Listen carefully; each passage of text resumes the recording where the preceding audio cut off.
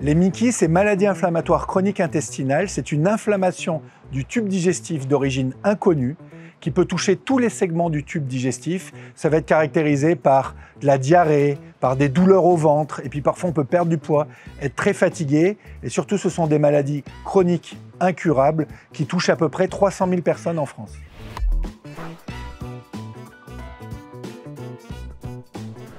Tout d'abord parce qu'il y a une dynamique de 10 ans qui s'est mise en place avec tous les acteurs qui sont impliqués. La formation, le soin, la recherche, tous les services du CHU, toutes les unités de recherche du site.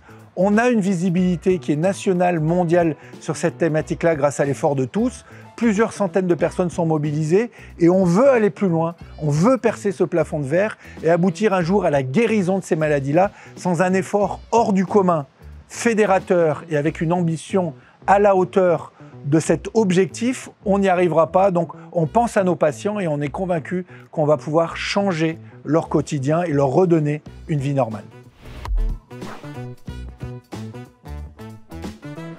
Les bénéfices pour les patients seront exceptionnels. Il faut arrêter la recherche pour la recherche.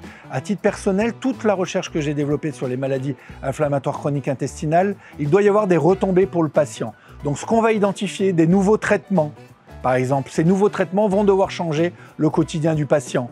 La recherche, on va identifier de nouvelles cibles thérapeutiques pour savoir finalement où est-ce que c'est cassé, qu'est-ce que la maladie a cassé, qu'est-ce qu'il faut réparer. Et puis aussi, ce qui est important, c'est que ce sont des maladies, c'est un terme un petit peu barbare, systémiques, qui peuvent toucher tous les organes en dehors de l'intestin. Donc il faut une prise en charge globale. Le patient, ce n'est pas juste l'intestin. Donc tous les spécialistes impliqués sur les articulations, les yeux, tous les organes qui sont cassés vont être mobilisés. Donc on va pouvoir clairement, encore une fois, avoir une prise en charge à 360 degrés.